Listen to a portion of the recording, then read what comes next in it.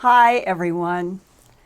A couple of months ago, in July of 2019, provoked by all of the headlines then about people getting out and storming Area 51 in September of this very month, the web magazine Insider.com did a survey of 1,000 Americans to ask what many different kinds of unproved conspiracy theories and paranormal phenomena they might find to be totally credible.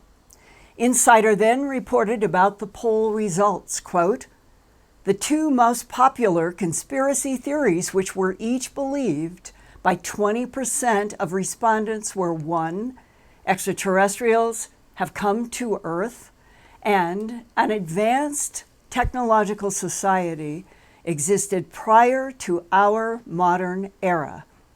And if these poll results are extrapolated to represent all of America, approximately 50 million adults would believe that aliens have made landfall on our planet, close quote, Insider.com.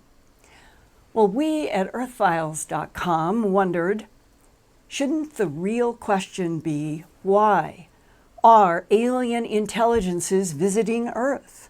And why so much secrecy, both by our governments, by military, and by the non-humans themselves? Over 1,000 of you responded to our September 17th Earthfiles poll about why are alien intelligences visiting Earth. 35% of you thought the reason for aliens visiting Earth is genetic manipulation and harvest of Earth life. 26% think the reason is alien-seeded DNA manipulation to create evolving Homo sapien. Only 2% think aliens are terraforming our watery Earth and the Moon and Mars and throughout the solar system. 25% of you agree that there have been waves of alien civilizations on Earth for 500 million years.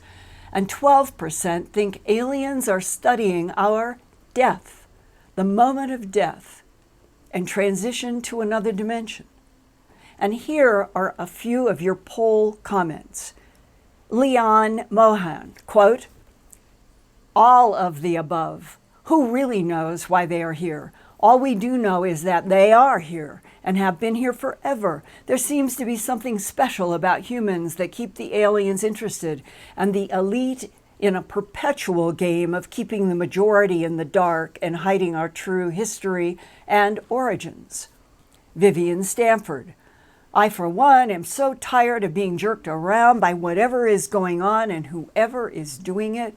I have been into this search since the 1960s. When does it end?" BJOSCH, "They are not visiting Earth or the solar system. The various species have already been around for multiple millions or billions of years. They created Homo sapiens sapien and probably other species before us for their specific purposes. The extraterrestrials either already belong in this solar system or also are part of various galactic groups. Out of the billions upon billions of advanced galactic species, we humans are just the latest short-lived mayflies in creations, the endless, everlasting, always changing universe. It's teeming with life of all sorts, imaginable and unimaginable, and we humans will never understand the reality of it all. Whatever the final truth is about what kind of other intelligences with what mixed agendas are interacting with Earth now and back in time for millions of years, we humans are only the latest baby on this block. I want to begin my news update tonight with a UFO-related video that was allegedly recorded on the night of September 7th, 2019, just a few days ago, by an Iranian soldier in the Iranian Revolutionary Guard, who tweeted a video of heavy anti-aircraft artillery that was fired at an unidentified aircraft. The UFO UAP seems unaffected, by all of the direct artillery fire for at least 43 seconds based on the videotape. The shooting at the UFO is over the city of Saravan, Iran, which is the capital of Sistan and Baluchistan province near the border of Pakistan west of Karachi.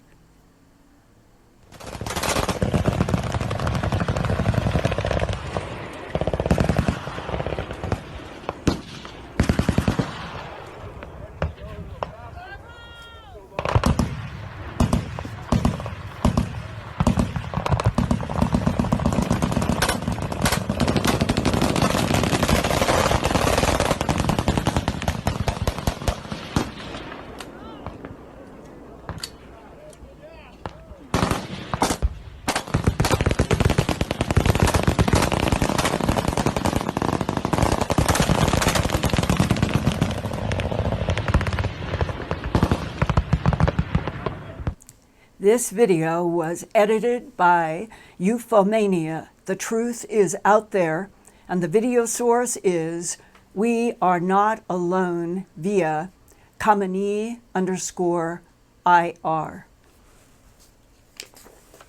The Iranian Persian Farsi in the tweet was translated by We Are Not Alone as, quote, "Many soldiers talk about it as a UFO.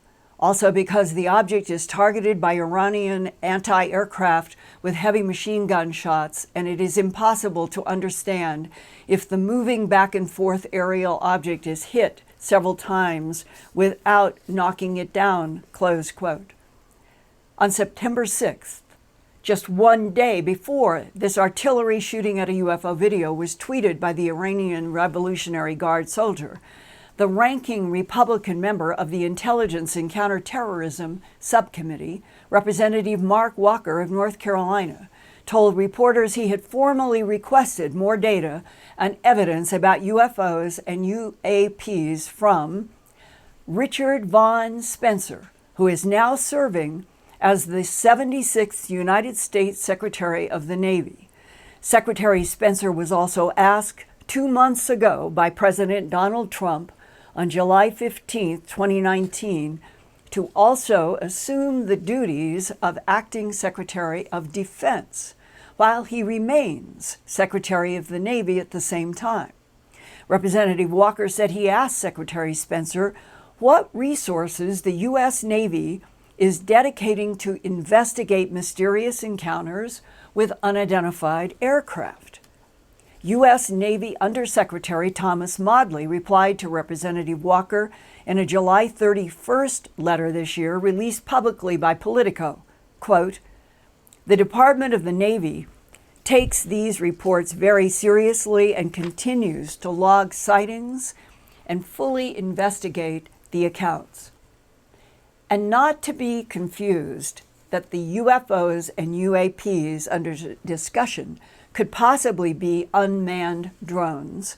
Representative Walker specifically asked the Navy about unidentified aerial phenomena that are described as aerial objects traveling at high speeds and stopping midair or doing 90-degree turns that human pilots could not do and survive.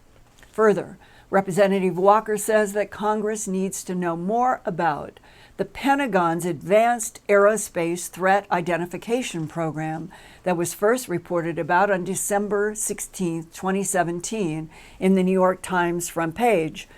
That breaking news was about U.S. Navy jet fighter pilots who have captured in infrared gun camera video some UFO, UAP aerial craft making astonishing movements. The head of that ATIP program in the Pentagon from 2007 to 2012 was Luis Elizondo, who retired in October 2018 and is now with Tom DeLonge's To the Stars Academy in San Diego, known as TTSA. Lou Elizondo is now their Director of Global Security and Special Programs for To the Stars. Politico reported that in its recent September 6th interview with Representative Mark Walker, who once was a church pastor, that Walker, quote, acknowledged that he is open to the possibility that there are no easy explanations to UFOs, UAPs, or that the answers could change how humanity perceives the known universe. The way I look at this, says Representative Walker, is what if U.S. government agencies already do know about the UFOs, UAPs, but the rest of us don't? I certainly have an open mind to see where that leads us. We are going to stay on this issue and follow through like we said that we wanted to, close quote. Representative Walker and others might not realize it yet, but his inquiries about UFOs and UAPs are also related to questions about whether there are other dimensions and timelines where airplanes, boats, people, and alien intelligences can pop in and out of this matter world. And that was the subject in my last week's September 11th Earthfiles.com broadcast here, in which I shared an interview that I had recently recorded with retired California police officer Jim Filippi about his high strangeness experiences there, and one especially an experience that he had in Sharp Park, southwest of San Francisco. In July of 1975, he and his girlfriend were driving his Dodge 4x4 pickup truck on the beach, which was legal to do at the time. And from Sharp Park, they started going south along the ocean until they could not see any people around them, and they got stuck in the deep sand. After an hour of trying to free his truck, Jim Filippi decided to let the air out of his oversized tires to at least keep the truck from washing away in the rising tide. And at the moment that he opened up a tire valve and heard the hiss, he heard a deep voice say, "Do you need help?" Jim could not believe that out of nowhere, three very tall, at least 7 feet, Middle Eastern-looking men with brown eyes, dark shoulder-length hair, and beards, wearing brown robes, were at the back of his truck. The man who spoke had raised his left hand, and Jim could see 6 fingers. That was July 1975. 27 years later, in 2002, a 6-fingered, 6-toed giant humanoid with long red hair and red beard was allegedly shot by a U.S. Marine patrol that was looking for another missing American patrol in Kandahar, Afghanistan's second largest city of about 500,000 people. Afghanistan is between Iran and Pakistan, and Kandahar is located in the south of Afghanistan on Arghandab River, at an elevation of 3,310 feet. The testimonies of 2 soldiers who were there and wanted to remain anonymous were videotaped by California producer L.A. Marzulli. Quote, "It was a man at least 12 to 15 feet in height. This is a monster, red beard and hair, longish past his shoulders, a scarlet red color. According to witnesses, the giant pierced one of the army soldiers with a long spear that killed the soldier. Eventually, the U.S. Marine Patrol killed the violent, threatening humanoid by shooting it in the face for 30 seconds straight. Then, a U.S. helicopter arrived to lift the giant in a net to another transport that took the huge body to Ohio, likely Wright-Patterson Air Force Base. The pilot said he was told to land in a specific airport in Afghanistan where they had to pick up special cargo, and that absolutely no cameras were allowed.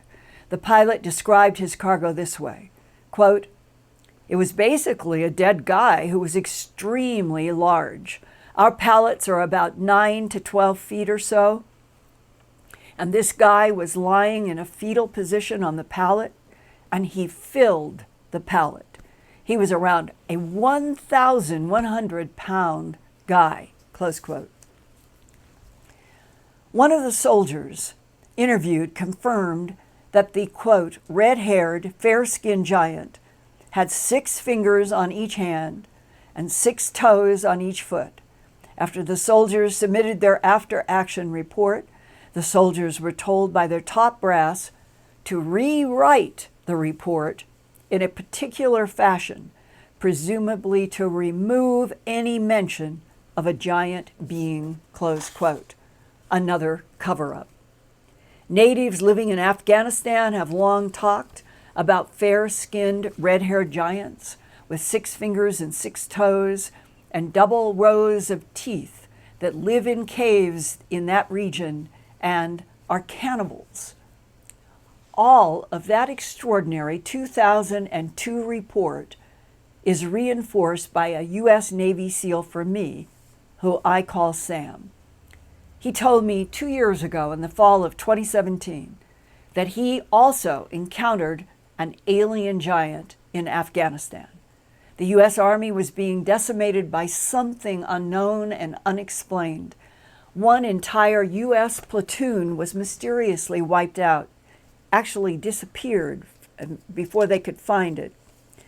And he said military authorities were sending messages that wanted to know, quote, what the hell is going on, close quote.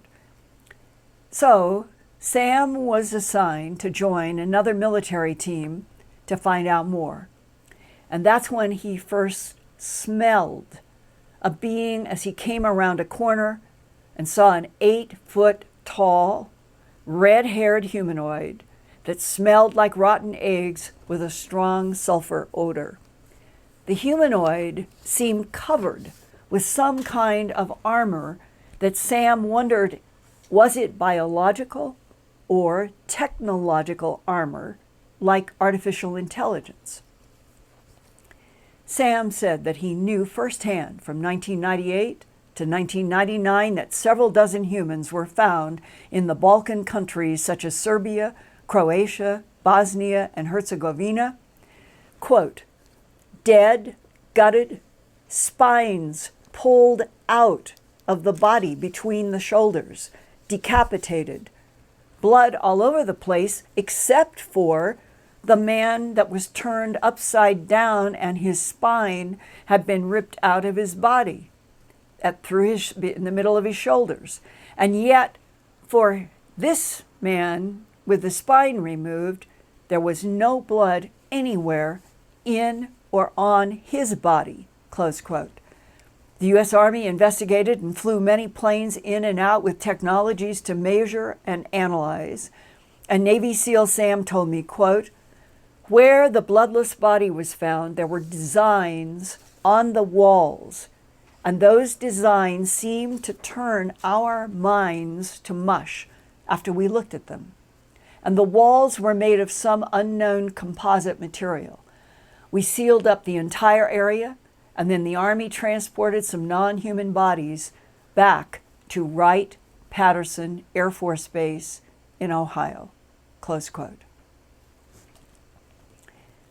Where do the 12 to 15 foot tall, red-haired, 6-fingered, 6-toed giants come from?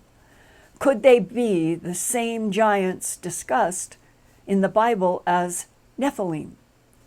According to chapter 6 of Genesis in the Bible, the Nephilim were the 6-fingered, 6-toed giants born from the sexual intercourse between the sons of God, also called Nephilim, and the daughters of man before the deluge, a huge global flood after the alleged God decision to return Earth to its pre-creation state of watery chaos, and then remake the entire Earth. Adding confusion to the word Nephilim is that when Nephilim is translated in Greek, it means Titan, like the Titans versus Zeus in Greece. But in Ezekiel chapter 32, verse 27, Hebrew scholars translate the word Nephilim to mean fallen. Thus, the word evolved to fallen angels for some, and these are supposed to be giants with 6 fingers and 6 toes. In other parts of the Bible, in 2 Samuel chapter 21, verses 16 to 22, it says, quote, "And then there was another battle at Gath, where there was a giant who loved to fight. He had 6 fingers on each hand and 6 toes on each foot." Some ancient history researchers now do believe that the ancient source of all humans were extraterrestrials who had 6 fingers and 6 toes.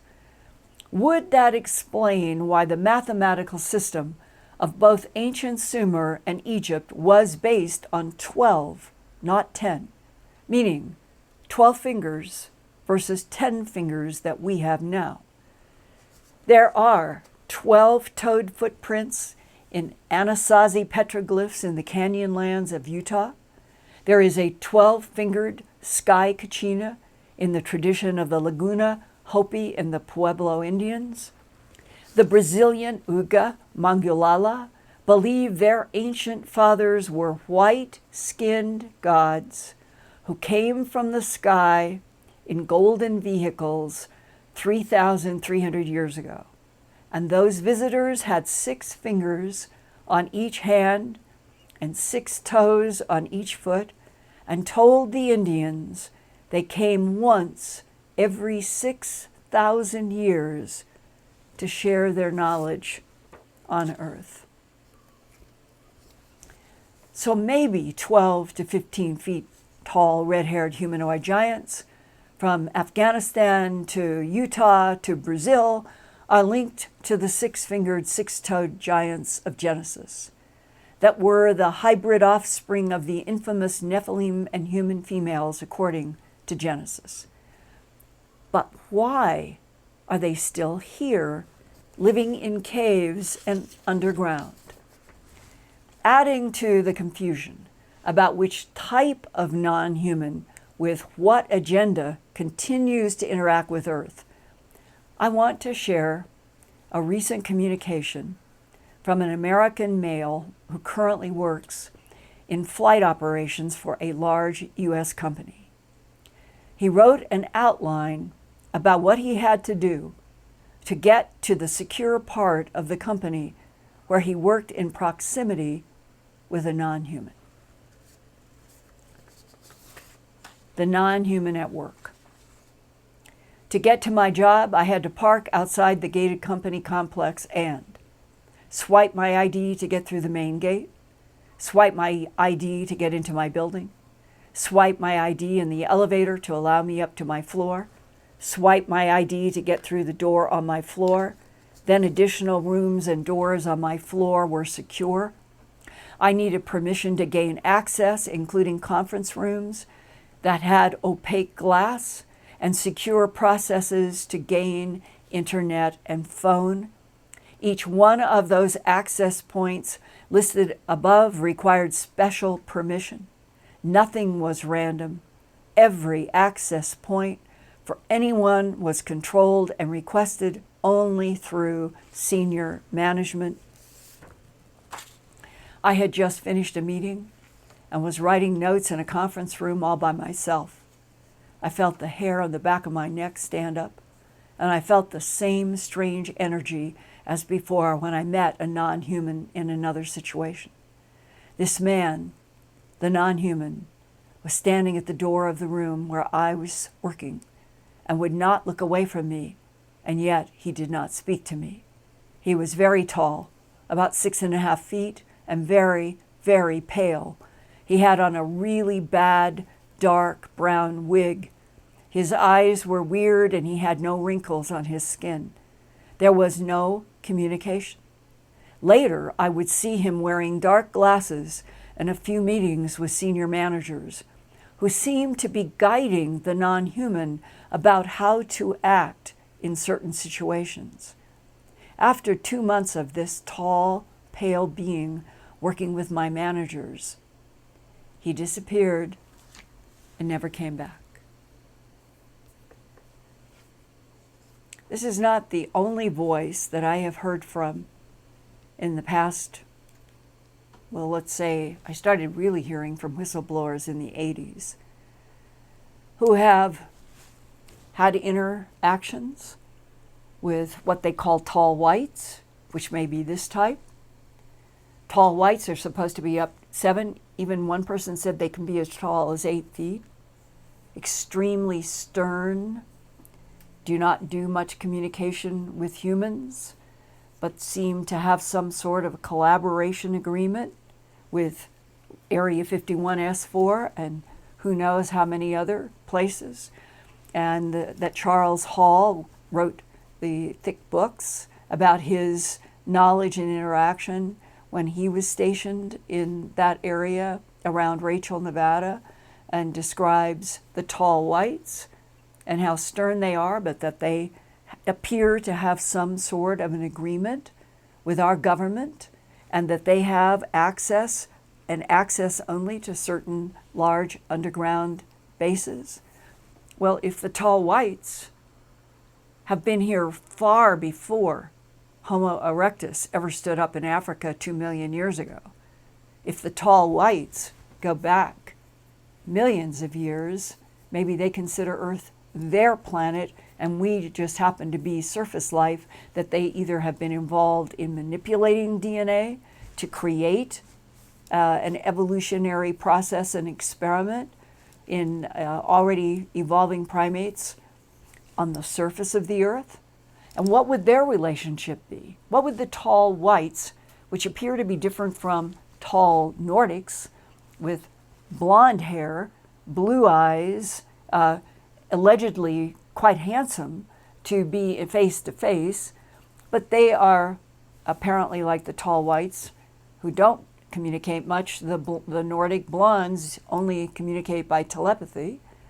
What would be the relationship between those two humanoids that seem to be different and a 15-foot tall? Look up at your ceiling in your 8-foot or 10-foot, wherever you are, and think going up 15 feet or 12 feet, and that there are descriptions by military people in the Middle East that there are 12 to 15 foot tall giants with red hair, red beards, right now on Earth. Are they related? That when you open up Genesis, you open up Samuel, you open up some of the other parts of the Bible and other literature, that there are these discussions about the tall giants. We have all heard about David versus Goliath. David was the small human to a huge giant and allegedly took down this huge giant by swinging a rock at it. And where do the reptilian humanoids that so many people in the human abduction syndrome describe? What's their relationship to the tall whites, the tall Nordics, the hugely tall giant types? What are the reptilian humanoids' relationship to all of them? And then the question that keeps rising more and more, are the grays, all of the menagerie of all of the gray types, 5 feet, some described as 7 feet, but so thin that it's like skin on something that would be like we made it out of rubber, not like an organic being?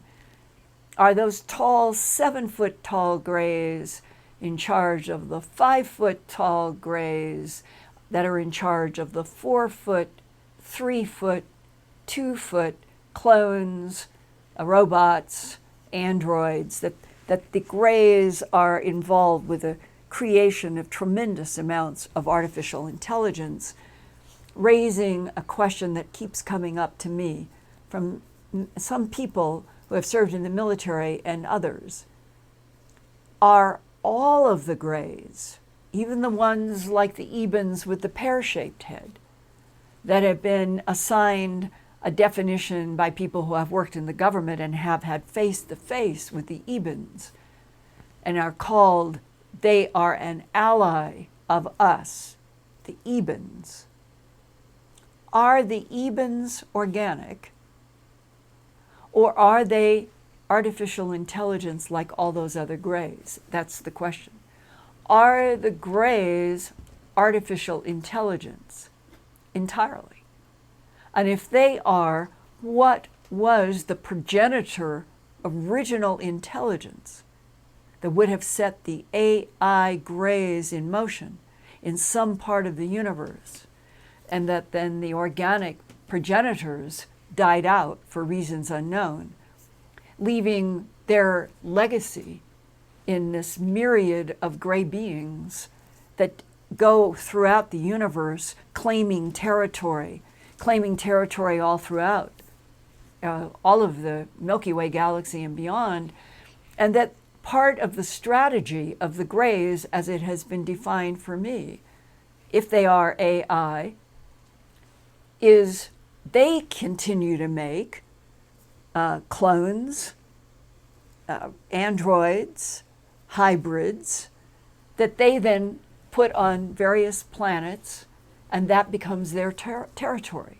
And those beings that they make, extending into and through the Milky Way galaxy and beyond, that's how they claim territory.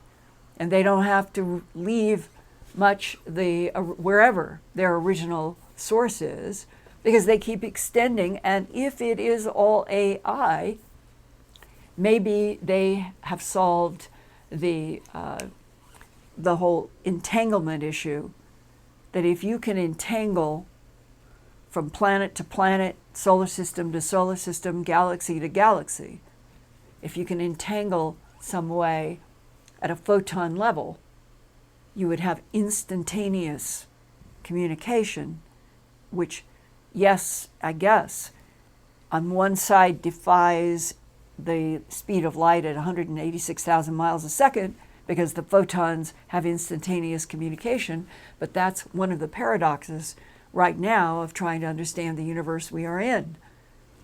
If you've got a bunch of AI that were able to keep projecting themselves into a myriad of things throughout the universe, and then if they figure it out, entanglement, they could be 7 billion light years from now, right from here, and still have instantaneous communication with AI entities that they have placed on the moon, Mars, and beyond.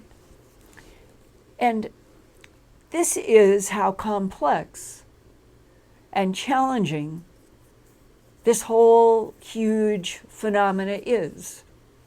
And that the idea that a couple of years ago, when that big headline in the New York Times about auras and jet fighter pilots getting on infrared FLIR video of objects that are defined by our government officially, as I have quoted from the Secretary of the Navy, acting Secretary of the Navy, and now going to be the defense chief, that we are, when they talk about the unidentified aerial phenomena, UAPs and UFOs, they mean objects that are doing maneuvers that defy our ability or our understanding.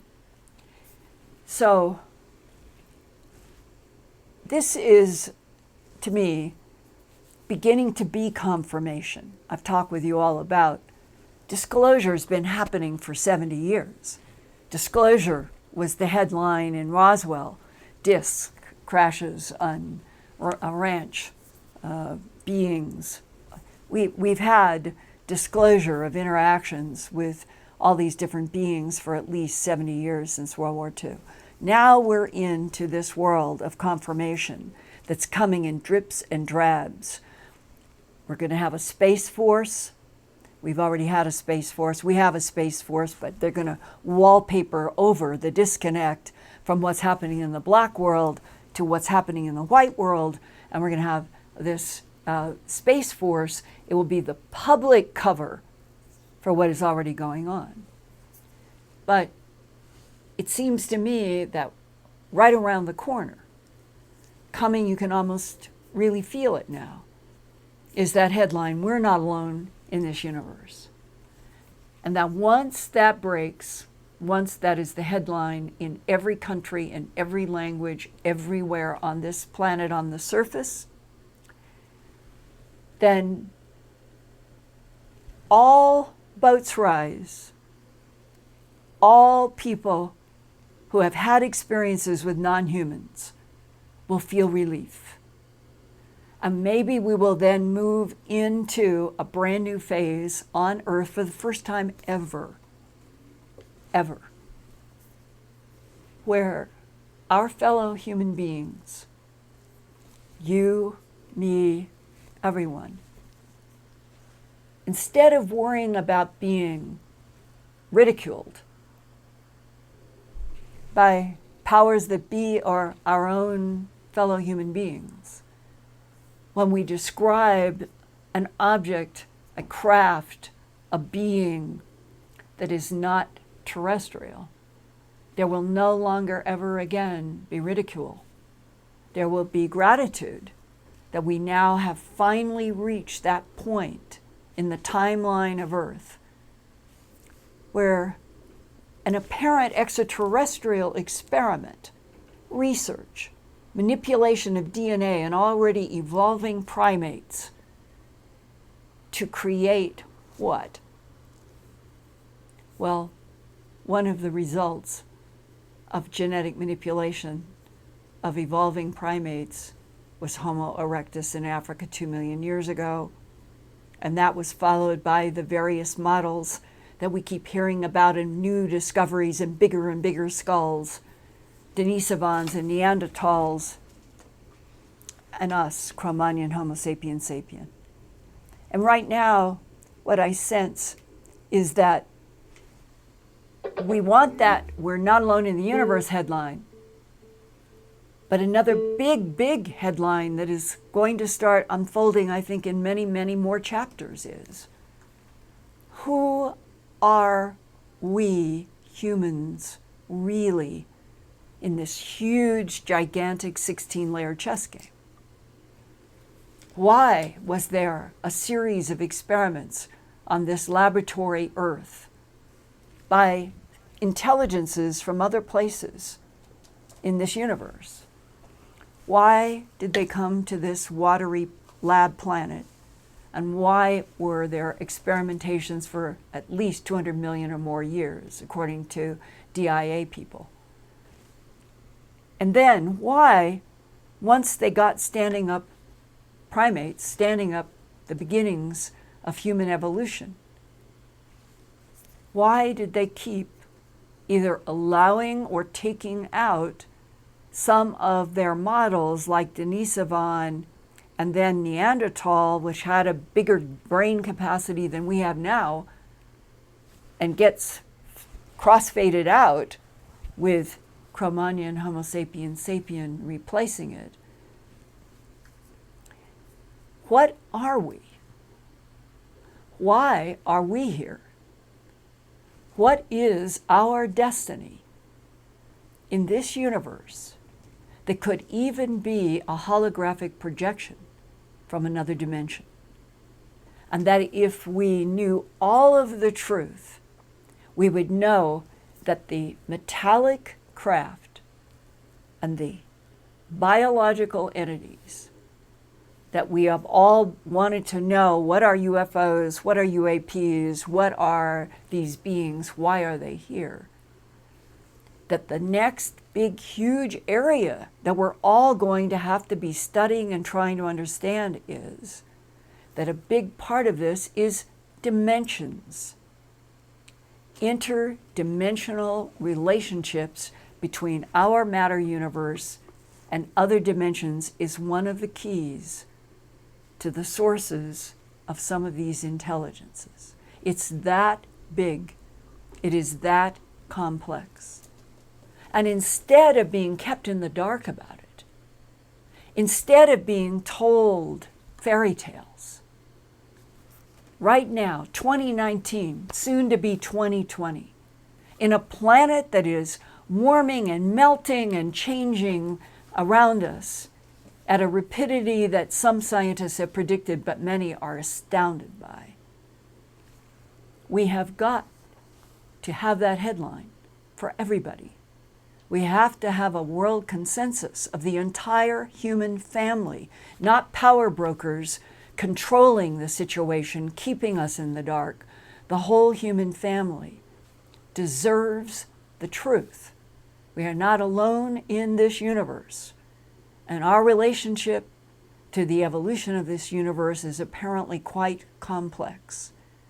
And that one of the biggest breakthroughs, beyond that headline that we're not alone, the biggest breakthrough will come when we have dialogue with some ally intelligence who can tell us humans, this is what we know about the history of Earth. This is what we know about why you were made. And that the history of the evolution of standing up primates on Earth has something vitally important to do with the relationship of a divine field that is responsible for all matter universes, no matter how many there are. And once we begin to understand that, maybe all the wars and all the death would end. That's my prayer every day. And I'm so grateful to all of you joining me in these dialogues about truth outside of political control. And I hope that you honor this time as much as I do. And right now, if Peggy is there with questions or comments, I would love them.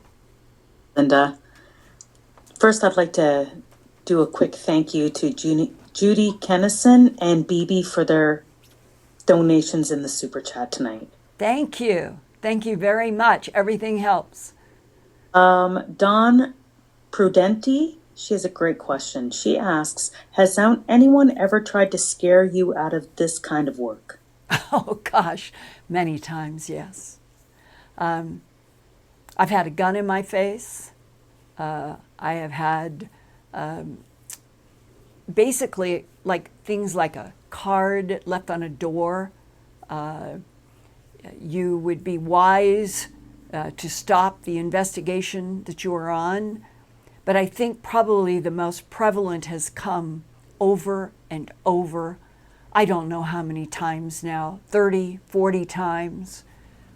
I will have somebody in the military who approaches me. They can come quite often at conferences because it's safe. At a conference, you're among a couple of thousand people. And so somebody can come up to me and they can hand me a card, they can hand me an already written letter, a file, folder, maybe they are with me 1 minute. And they say, please read this, and then there will be a way to communicate that is not on the phone.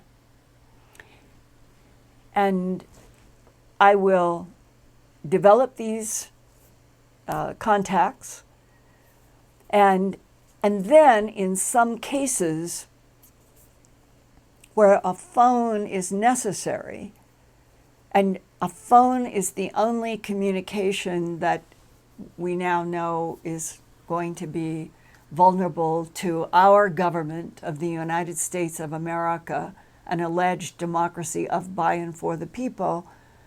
We on the phone, we in our computers, I think they can monitor any of us. I'm in an office right now that I had built as an American journalist because I wanted to be able to see Sandia Crest Mountain, which is like this huge evolving National Geographic film outside of my window every hour of every day. And I don't want it closed off. And then I have a beautiful wild park at the other end. So I'm in a glass bowl and they know that. Well, they can listen in all these windows and they can communicate and control and put frequencies in to hurt me and to hurt others. And I say all of this, it's all happened that I get these phone calls from people or letters. Linda, after we talked, even though briefly, men in black suits and black ties and white shirts, I don't know whether they're copying Hollywood's version of them or Hollywood copies their version, I don't know which, but they're black suited, black tied, and white shirted. And they show up. They show up people at people's labs, offices, or people will get a call. You are never to talk with Linda Moulton Howe again if, and the if relates to their family. And that is the shutdown of many what I probably would have been extremely important interviews. And it's also the way that the government has of saying, we know everything you do, we know where you are, we copy you, we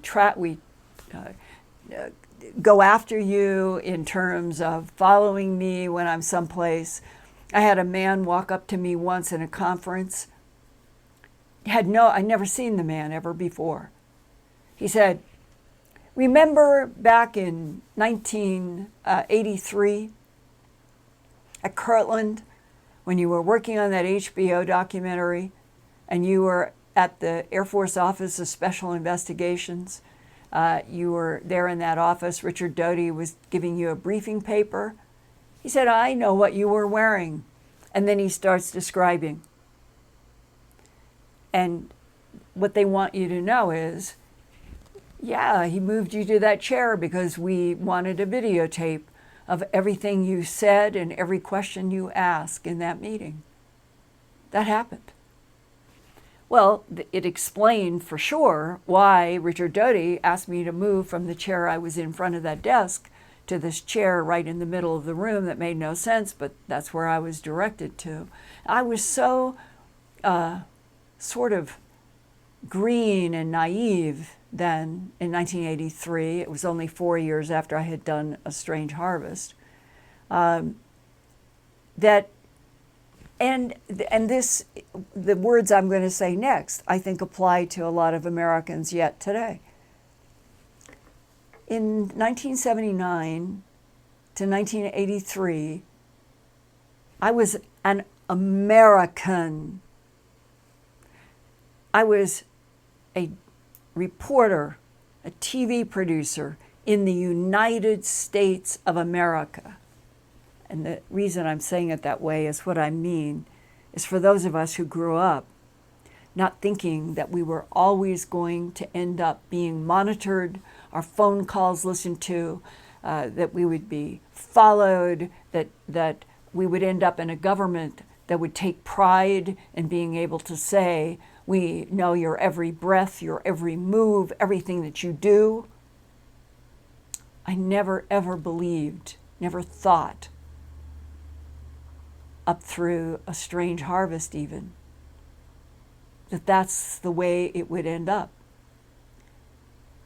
But I sit here in front of you, having been walking in a razor blade landscape for 40 years, always praying that the United States was going to come back to what I thought it was when I was growing up and went to school and college and thought that I had a right to be an investigative reporter and a TV producer to investigate any and all subjects and report them publicly without repercussions, without retaliation.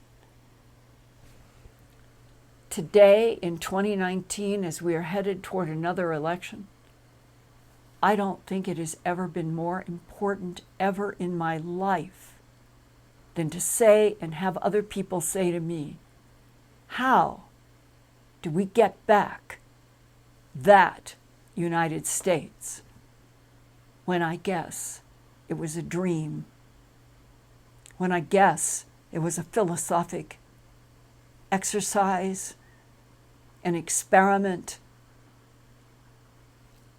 I'm speaking frankly because this is what I think all of us in the United States of America should be able to do without being killed, without being punished, without being listened to, without having frequencies coming through my windows that hurt my ears, which happened a program or two ago. If we live in fear, we lose it all. I know that to be seems to me to be a rule of this universe. If you live in fear, you lose it all. So the only other option is for me to keep trying to do this Earthfiles YouTube broadcast on Wednesdays, which more and more people are coming to, and that we're not doing anything wrong, and that the threats that I've had, the intimidations that I have had, the blocks that I have had, all of it, I've still been able to report a lot. And for those of you who are sending me your personal experiences, I want to thank you for your courage, your frankness, your honesty, and I know that so many people who are writing all of these letters or emails, I've never told anyone this before, you are helping me to see that this entire planet, because I'm getting mail from around the world, this entire planet of my fellow Homo sapien sapien human family, so many of you have had interactions with other intelligences. So why don't we just get this all broken open at the widest level? People stop being hurt. Journalists stop being deflected to lies. And we all learn exactly what the current US government thinks are allies, who are hostiles, who are neutrals, and why. And I don't think a single one of us would lie down into a fetal position and say, I don't want to know. Not now.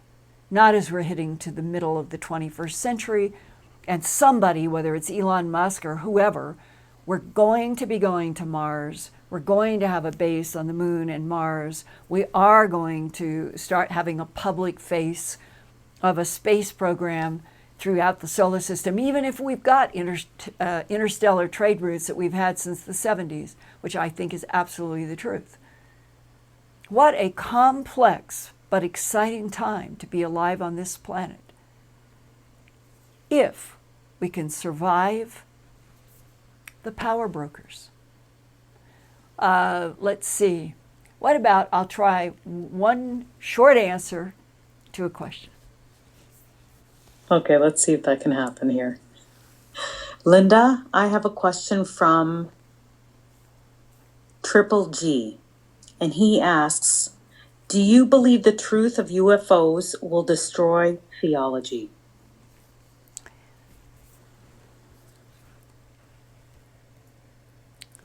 I wear a cross, not because I'm a Catholic. This cross that I've had for 30-some years is because 2 or 3 times I have been saved in absolute mortal danger. I would have died. And a blazing white huge cross has popped in. And on the other side of whatever it is that is going on, I'm alive, I'm strong, I'm energetic, and I keep going. Those blazing white crosses to me, from the vantage point of now, in September of 2019, looking back on a life in which I have been saved in mortal danger, is that if you do this with your hand right in front of you, just do that. Those of you that are sitting in front of the screen now, I think that another dimension is right there. I think another dimension that has a focused attention on what we are, what our relationship is with them, that the soul itself, what I think is the animating force of every single one of us that is alive, the soul itself can call out. The soul knows how to call out. And when it calls out, in my case, it was huge, blazing white cross.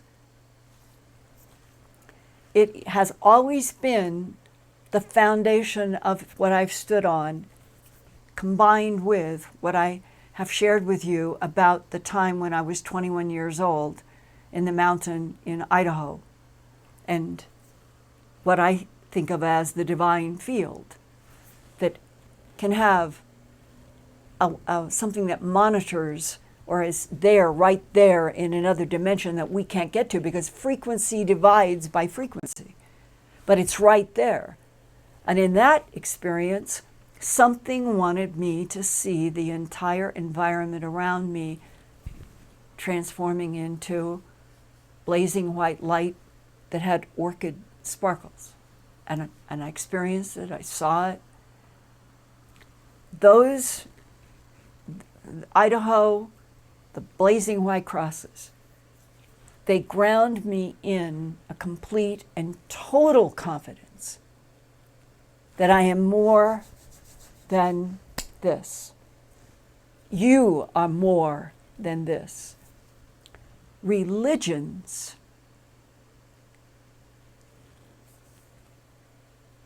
on earth have become political. What I'm talking about is not political. That's the answer to your question.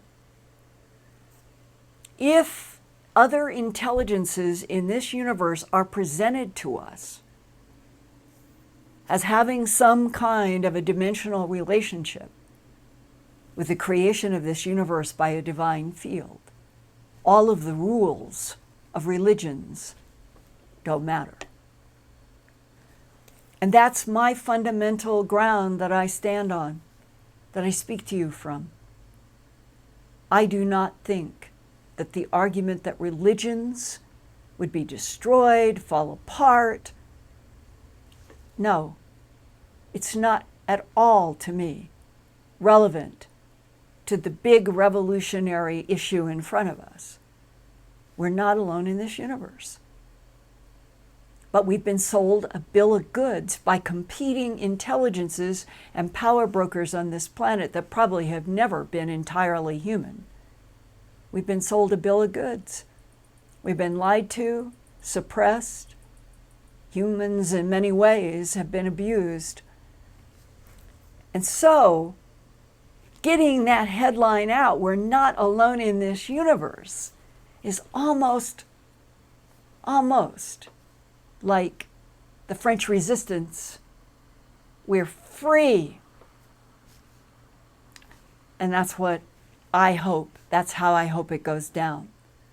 And that for all of you who are coming to my Earthfiles YouTube channel, who feel and resonate with what I'm saying, as many of you write me, then if we keep growing as a population of humans who are trying to understand and are not afraid, that we can make governments feel like, yes, you can tell us the truth and we're not going to fall apart, then getting that headline out will be an act, a declaration that we humans would like to return to being of, by, and for the people. I love you.